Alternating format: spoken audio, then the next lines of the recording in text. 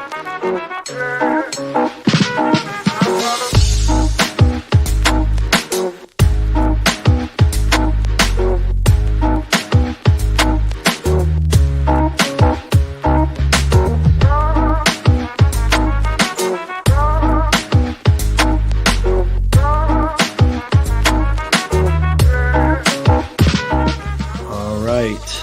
think we're live, babe.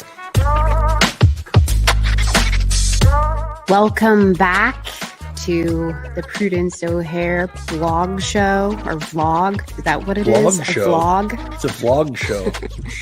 Actually, let's just go on record right now and say that vlog is a dumb name. I don't know. You know what it stands for?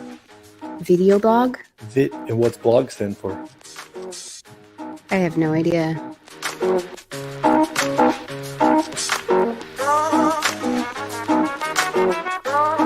A place to empty your thoughts. Beats me. What does it stand for?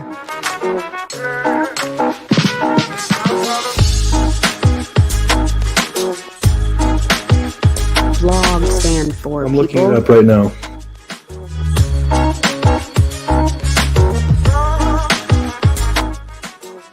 Weblog. Weblog. I actually knew that and then I forgot in a moment. Interesting.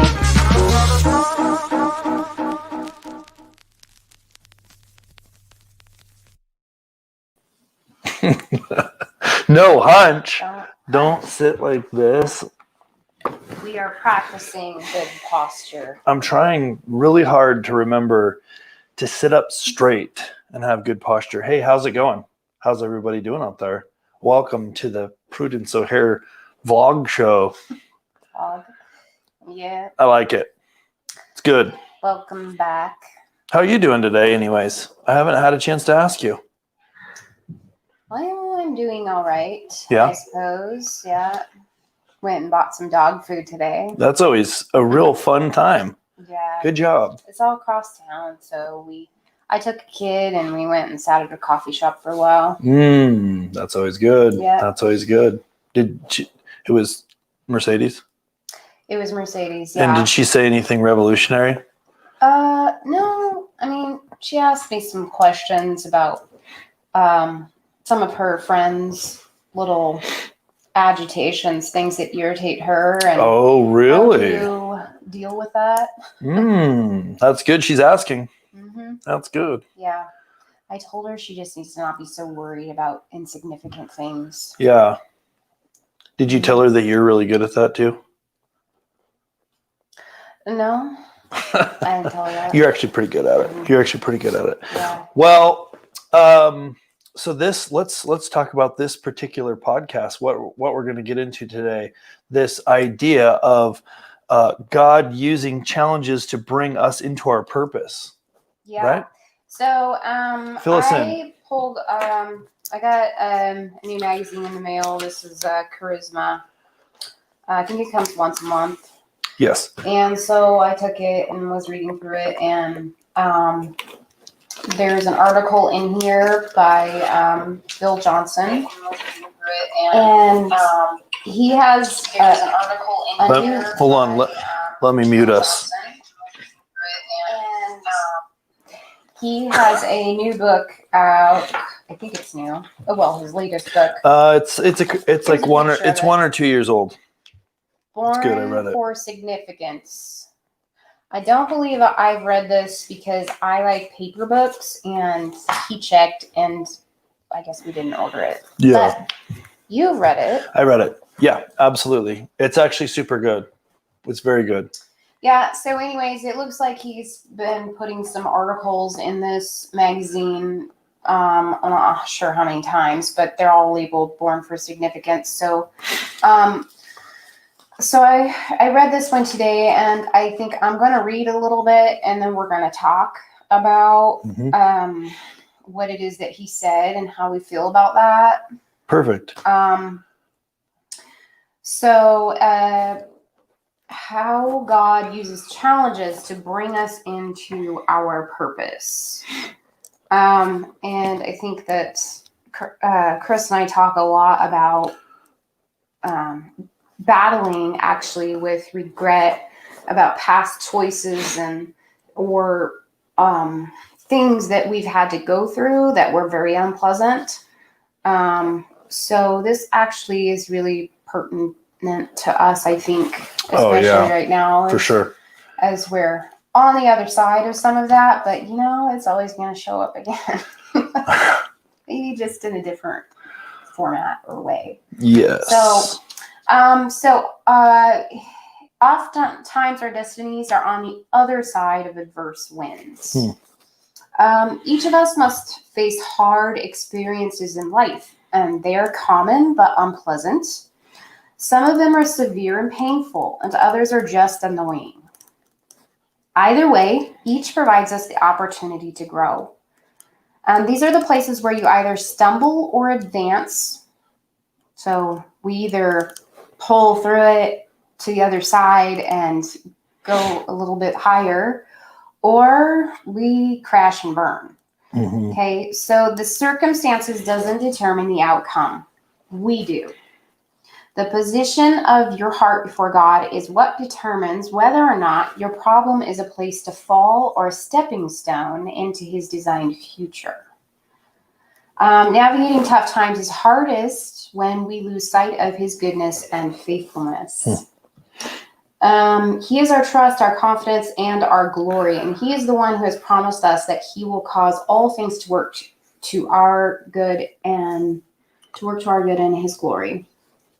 Okay, so I think that this also ties in to the fact that we need to be ready for war before war hits or the warfare hits. Yeah. It's definitely better to be ready before it arrives. Because, how many times do we not, when we need friends the most is when we haven't been in a season of building friendships. So when is the time to build friendships? Before you need them. That's right. So when's the time to build your relationship with the Lord? Is it in the worst times of our season? I don't think so. No, we have to lay that foundation and groundwork before problems and things show up, which inevitably they always do. They will. Yeah. Nobody escapes it. Yeah, it's the truth. Tough things also reveal who we belong to. What does that mean? Tough things reveal who we belong to. What does that mean to you? Well, because I think that when we crash and we burn and we come into difficulties, we're faced with how to survive a circumstance or I don't know, just what are we grappling at to survive? Yeah. Well, it's definitely difficult times are definitely revealing. Sometimes they even reveal to yourself things that you may not have realized. Oh, I think if that happened to me, this is how I'd handle it. But then when it actually happens, that's when truth comes out. That's when you really find out. That's right. It's that testing, that testing period. I know. That's we keep saying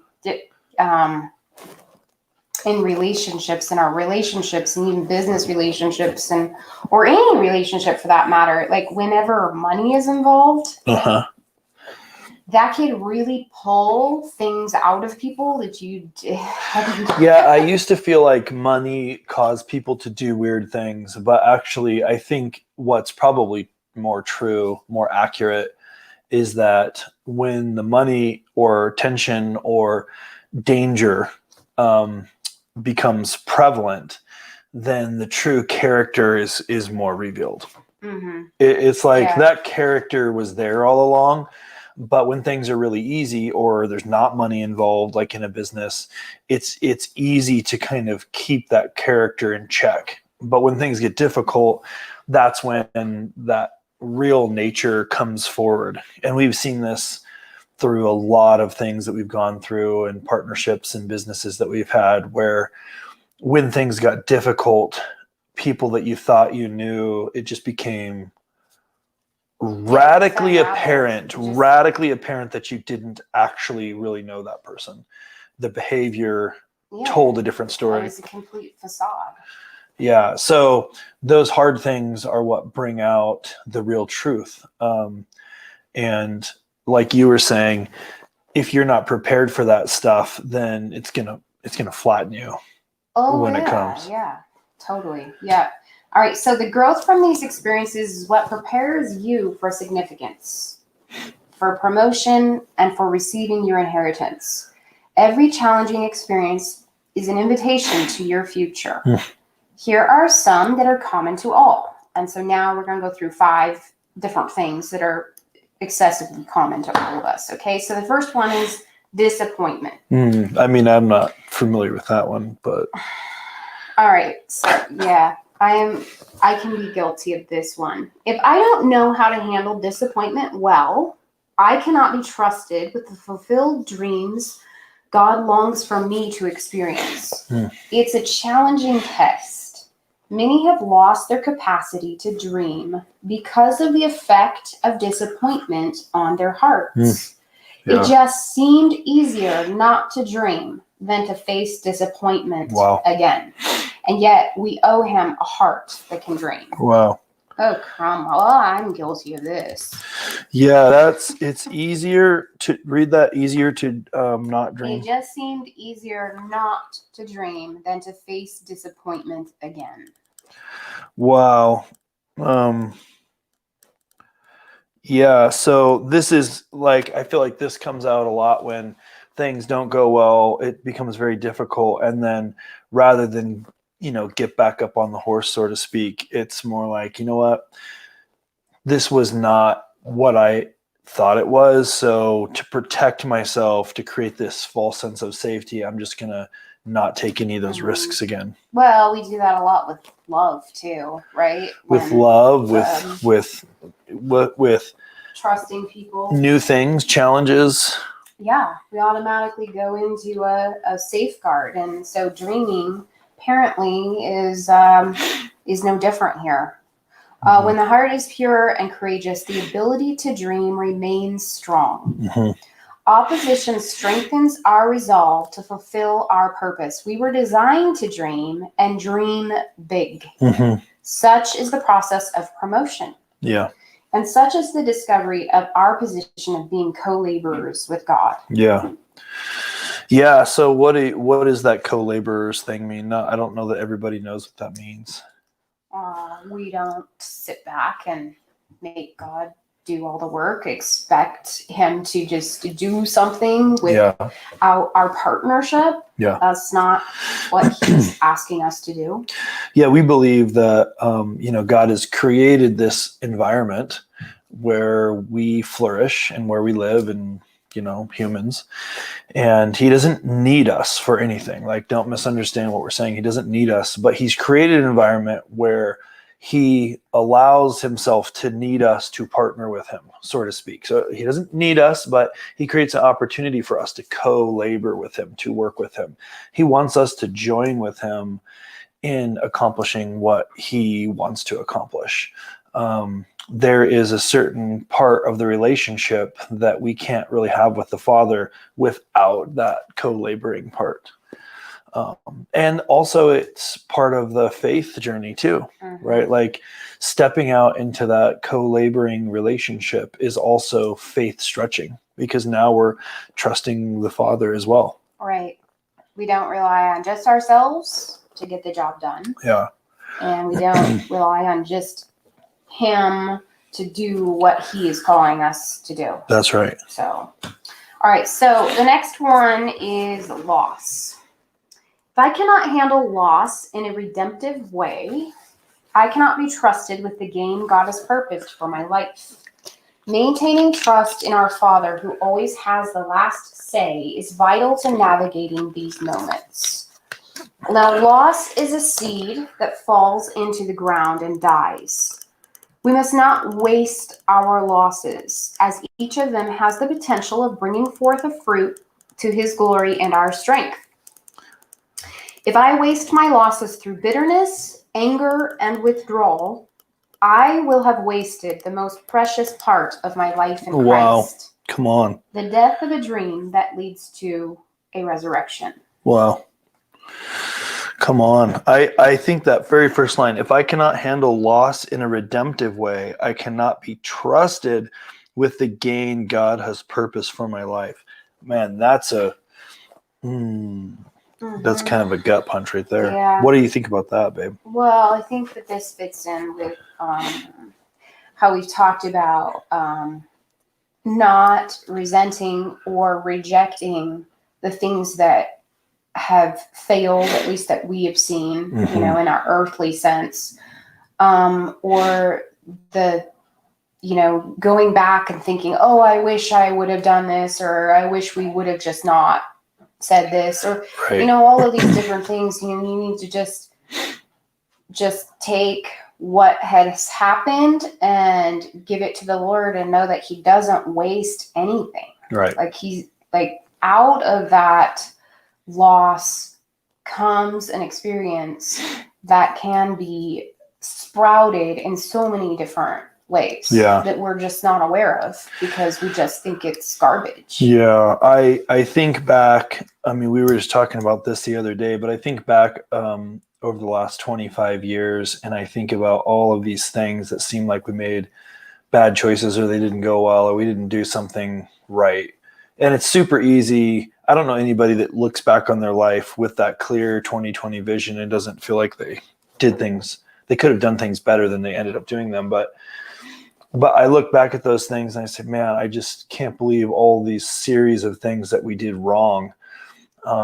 But, as we talked about it, and one of the things that you said that was pretty powerful and true, is that we wouldn't be able to be prepared for what God has for us now without going through all those things. That doesn't mean it was his plan for us to make all of the bad choices and go through all the trouble, but I feel like God is the master at taking our dumb mistakes, and if we allow him, using those things to correct our path back into the assignment that he has for us. So he can redeem. He's a redemptive kind of energy, right? Like he wants to redeem these things. Sometimes we don't really allow him to. He recycles, he resurrects. Yeah. Everything. He makes, he's master creator. Yeah, right. So, he's going to take everything, if we allow, he's going to take all of those losses and turn them into something that we never imagined could happen. And it's the allow thing. And I think that's what Bill Johnson's talking about when he says, if I cannot handle the loss in a redemptive way, then I can't be trusted with the gain. Because you can go through the loss, you can go through the struggle, the mistake or whatever, and you can just like reject it and not redeem things from that. And then what did it gain you? Nothing. I mean, it really was all a loss. But if you can approach it with this redemptive way, I mean, I think that's what he's getting at. And I've certainly seen that in our experience. And also, I mean, just with our losses, and everybody has them in some format or degree. I mean, this is a part of coming as a Christian, being able to demonstrate a grace per se, for how we have worked through these and how our experiences can be demonstrated to others. Mm-hmm. So someone, like, we were going through an issue, a problem that no one that we ever talked to about it could help us understand how to feel about it, what to do about it. Right. We felt very lonely. Yeah, it was a very, very difficult place to be because it wasn't something that we could just go running around telling everyone about, So we had a hard time finding counsel that could help us and encourage us to know how to get ourselves right in the head about it. or just like, what is the right process to even do to take care of this, you know? But I mean, with that in mind, we also knew that we are not the only ones that have ever been through something like this. Certainly, there are other people that have gone through something at least similar that could have helped us. But anyway, that's a little side note. But now we can counsel people if they're going through that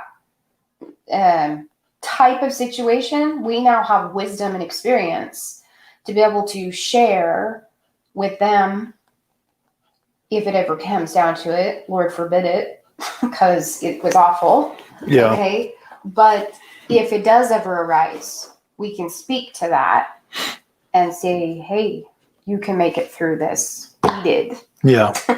So, yes, it was a loss, but it doesn't have to. That experience is super valuable. Mm-hmm. And especially how we learn to handle it. Yeah. Okay, so the third one is rejection. Yeah, rejection. We love that one. Yeah, we love that one. If I can't handle rejection with grace and kindness, I will not be able to enjoy the level of acceptance that God has in store for me. These challenges help to purify the soul so that blessings don't destroy us. In fact, all of God's disciplines are to prevent his blessings from killing us.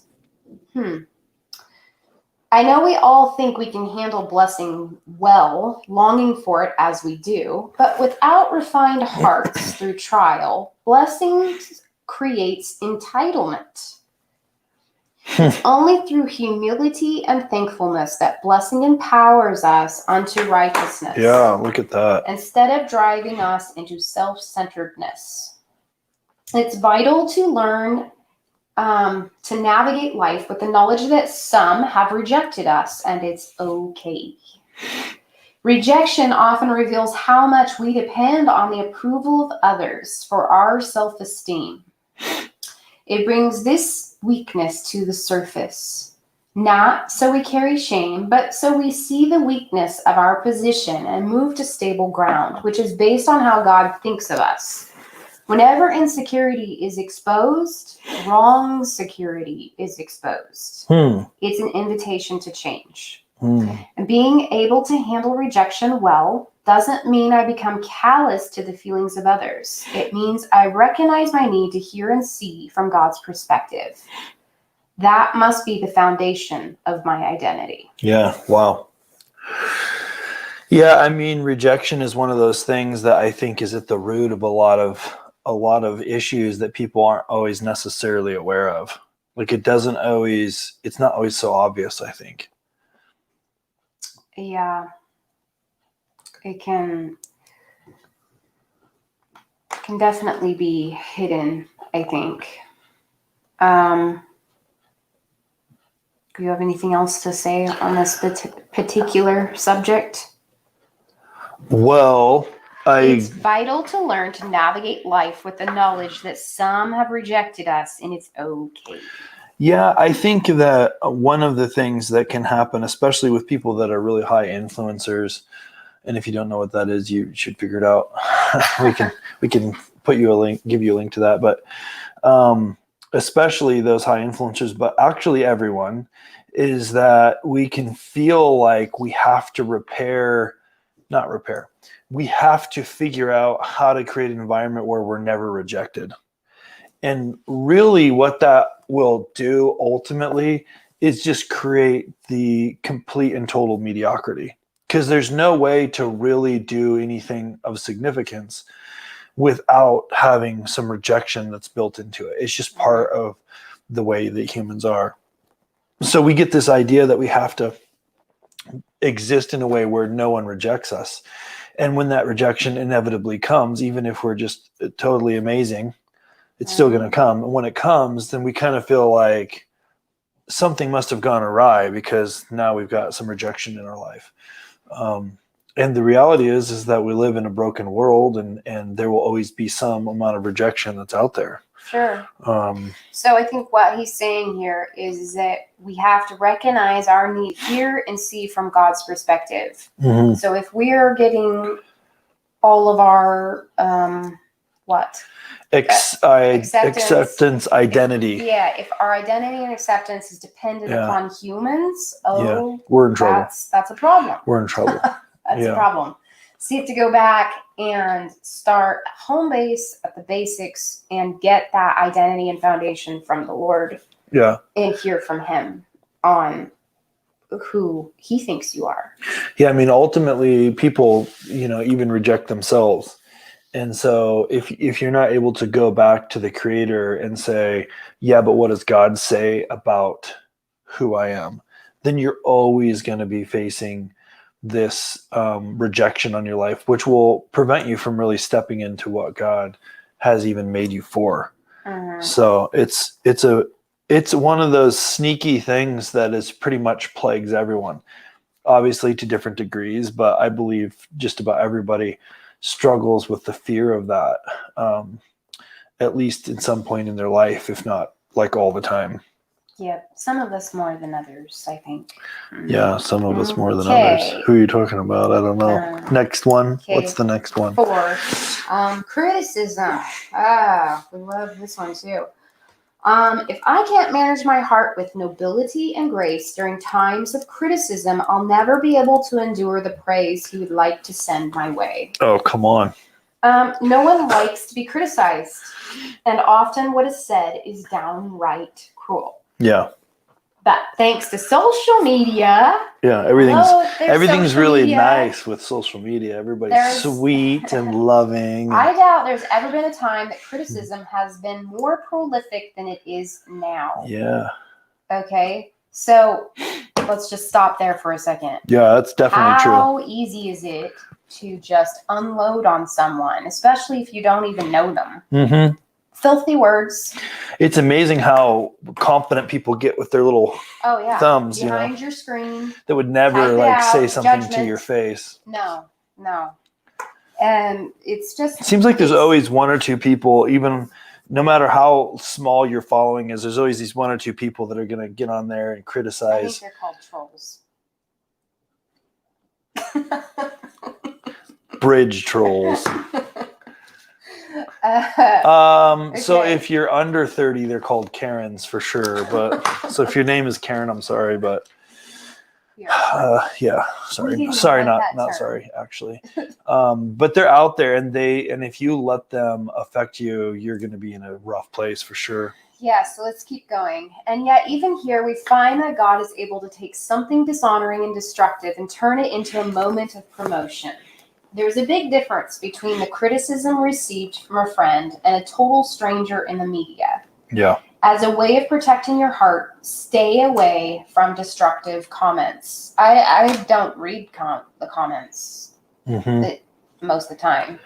Yeah. I mean, sometimes it's very valuable, but I think if you're prone to letting something like that affect you, it's going to be bad news because people, like I said, they get real brave and confident with their little thumbs, and they'll tell you what they think, things that they would never say to your face. And the other thing too is, you just think about how small and connected the world is now with social media. Like, there are people that are ready, standing by to criticize you that would never even know about you 20 years ago, and now they're ready to fire. Yeah. And so remember, the enemy is going to take advantage of that and pile that on and make you doubt what you're saying or what God is having you do or what your assignment is. You're going to doubt that if you give too much credibility to what they're saying. Yeah. So it's important to not turn a blind eye and not be open-minded to critique and feedback and things like that, and even criticism. But ultimately, you got to be having good discernment with the Holy Spirit. So we should pay attention to the constructive criticism of, when your friend cares about you and wants to tell you about something maybe you didn't see. Yeah. Okay. So there's that type of criticism. We're not talking about that. We're talking about flat out nasty words, nasty things that are not helpful to anyone. Horrible things, nasty things. So we need to be careful ourselves about what we say, even when we're hot under the collar. Yeah. You just give yourself a minute. Right. And ask yourself, is this what the Lord wants me to say? Yeah.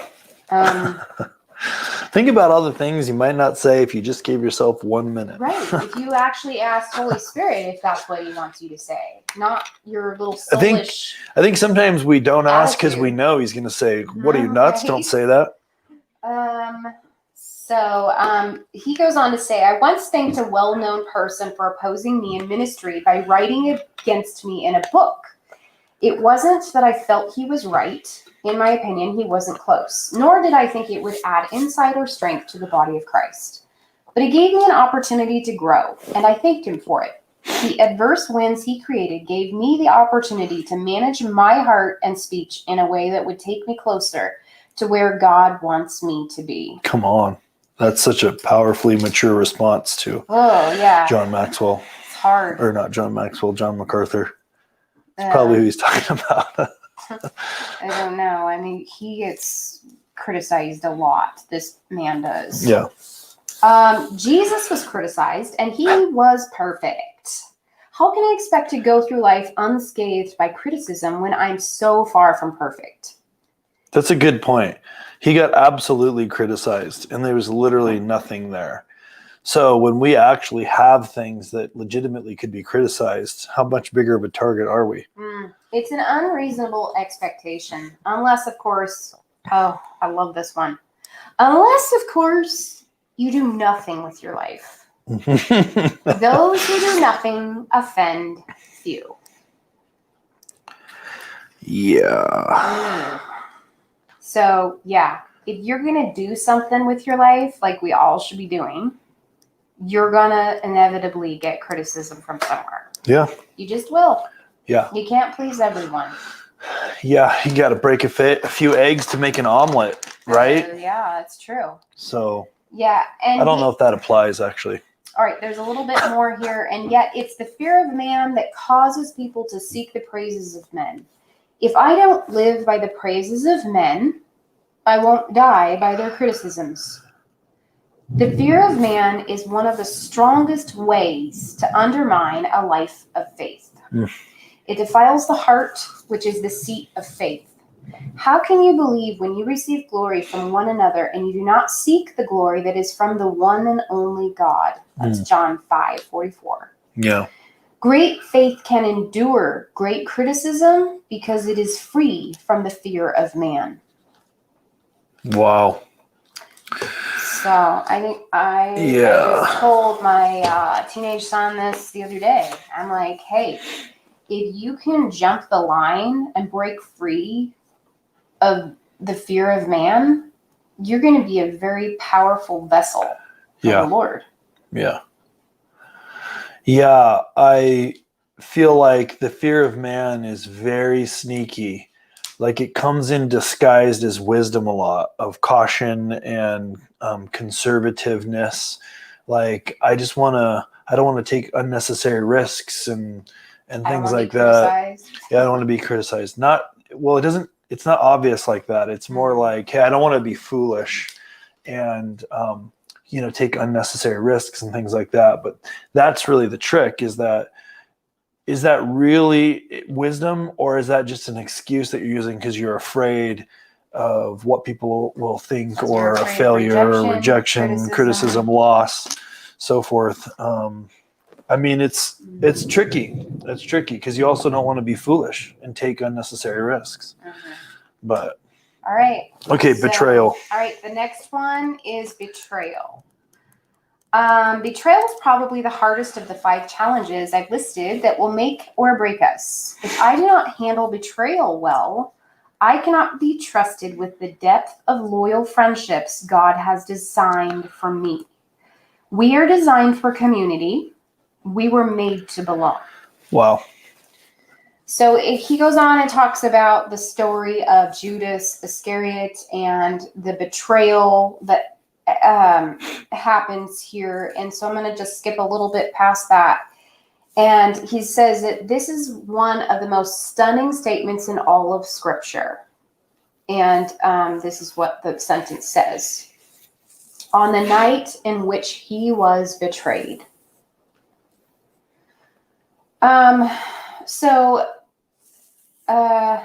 betrayal is almost always unexpected. That's what makes it so painful. And yet, while I don't believe God causes betrayal, he is big enough to use it. And if Jesus was able to benefit from such an injustice, so can I. Yeah, come on. Betrayal. It's definitely, I feel like, the most painful, partly because it is unexpected.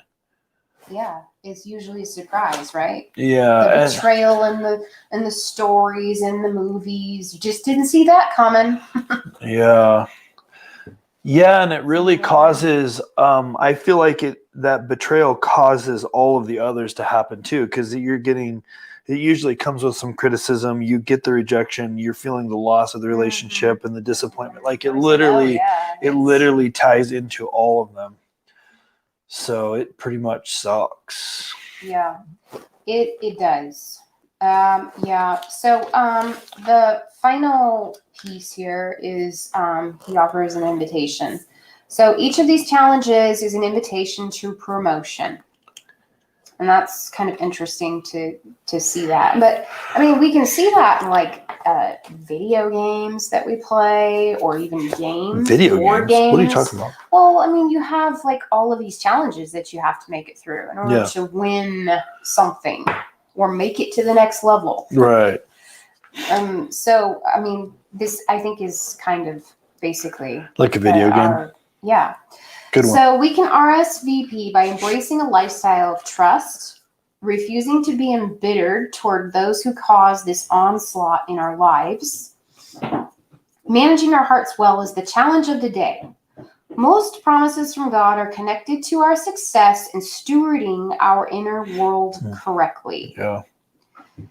So one of the most often quoted scriptures is Ephesians 3:20. Now to him who is able to do far more abundantly beyond all that we ask or think, according to the power that works within us. Consider these descriptive words, far more abundantly beyond all that we ask or think. Paul uses this extreme description for good reason. Beyond all we ask is the reach of our prayer lives on our best day. And beyond all we think is the reach of our imagination also on our best day. That's where God dwells, is beyond.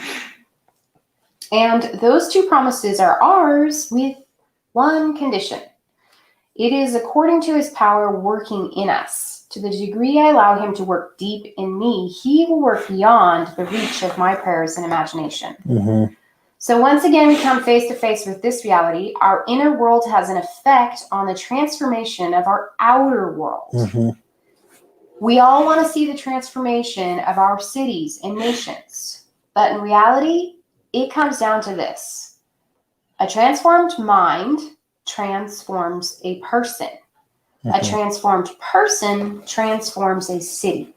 And a transformed city transforms a nation. Yeah. The seed that grows into the transformation of the world first begins in the heart of the believer who says yes to the purposes of God, no matter what. Yeah, that's good. We must determine to use our negative experiences well so that they can become the seeds of our resurrected futures. Yeah, that's so good.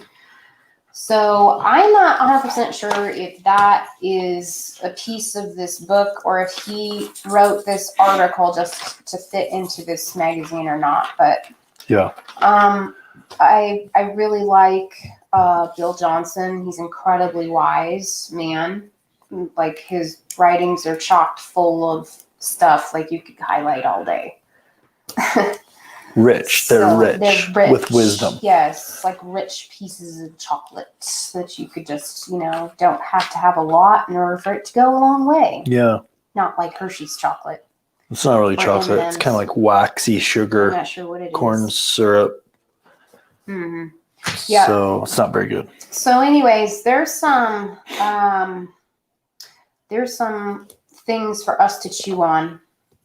And maybe get the book Born for Significance. I think he ordered a paper copy for me. It's good. It's a really good book. It really digs into the part of accepting and believing that your identity really is tied to something that matters. Like, kind of like God didn't ever design anyone to just float through life. Like, everybody has a part to play, and that all parts are significant, even though the world kind of places certain kinds of things as a higher significance. They're all significant in God's eyes. And I feel like my personal belief is that the enemy, we know from scripture, the enemy's goal is to kill, steal, and destroy. So we know that that's a given. That's what Satan's job is. He's going to come in and do that. He can't always do that to the degree that he wants to. So then I believe his secondary goal would be, if he can't like fully implement that on your life, then his secondary goal is to make sure that you're as useless as possible to the kingdom. Mm-hmm. Yep. So that's where, unfortunately, I think a lot of people sit their whole lives is kind of in this useful drifting slumber. Mm-hmm. We call it drifting, just drifters, and they just kind of float through life, living for the weekend and, binge watching Netflix and, Survival mode. going over all the Friends episodes over and over again, Yeah. and never really accomplishing anything that they were actually designed by God for. So, this book kind of touches on that. And like you said, Bill Johnson's just this really rich writer with a lot of incredible wisdom and powerful things to say. So I definitely recommend the book. I did order a paper copy for you, so you can get your little All right. highlighter out and highlighter some stuff in there. Highlight some stuff. Yeah. I like to highlight some stuff. Highlight. There it is. It's all over the place. Funny word. Yeah. So this is a cool article. I love this. Love this magazine. These articles are usually packed with some good stuff in there, and I think that these things are good, right? We got no, they're not good. They're bad. They're bad. Disappointment, loss, rejection, criticism, betrayal. What I mean by good is these are things that if you've been alive for more than 2 or 3 days, you've faced some of these things, and if you've been alive more than 2 or 3 weeks, you've faced all of these things. So it's just something that we are all going through. And I think the important thing is, what do you do when you face these things? Like, how do you go through that? What's your life story? Tell about how you dealt with the disappointment, loss, rejection, criticism, and betrayal. And that's really where a lot of the significance can come from. Mm-hmm. And that's why it's so important to be always just in a place of readiness, I guess. Yeah. And I think probably he touches on it in here, but probably more. So I think his just overall thing is talking about the goodness of God and being thankful, and how that attitude of knowing that God is for us, like he isn't doing this stuff to us. Yeah. But he's always good, no matter what happens, transforms our minds to not be placing blame on God, which so many of us do. Yeah, exactly. We feel abandoned and it's automatically God's fault. Well, if he was really good, he wouldn't do this to me. Right. But our little feeble understanding. Feeble. That's a good word. Is that, feeble. He isn't, maybe it's not him that's doing that to us. Yeah. It's definitely a feeble understanding. It's so there's just some things that we just need to have our heads straight on before junk happens to us. And it is happening all the time, all around us. And gotta be ready. Yeah. Free will dictates that bad things are going to happen. That's just the fallen world that we live in. But the incredible thing about the Father is that he is the Redeemer. And so he can redeem those things. He didn't cause those things or want them to happen, but he can redeem those, and he will, if we allow him. At least that's what I've experienced in my life. He will always redeem them if we allow him. We don't always want to, because that means letting go of some things that are easy to hold on to, like depending on the situation, like hate or unforgiveness. Like those are really, really tasty to hold on to. But if we can let go of those things, then God can do incredible redemptive processes. I just don't know why we're so gravitated to wanting to feel miserable. all It's the pretty time. dumb. Just unforgiveness world. It's a little It's bit just, dumb. I guess it's really selfishness, right? Because we want to feel like a Yeah, victim. it is. Want to feel like a victim, right? Probably is rooted on selfishness. I'm not sure, but it's definitely not beneficial to us. Yeah. So I don't know why we do it. Quit it. Well, I'm not doing it. Oh, okay, good. Me neither. We're done with that. Mm-hmm. All right. So, is there anything else that we need to talk about? I got nothing. We're reformatting this podcast, blog, live, Facebook, Instagram. If you're watching on Instagram, thank you for sticking. Like, this is what it looks like. Oh, like dear. You can just see like only part of us. So I think on Instagrams we're gonna have to do something different because Instagram's dumb. You can't turn it sideways.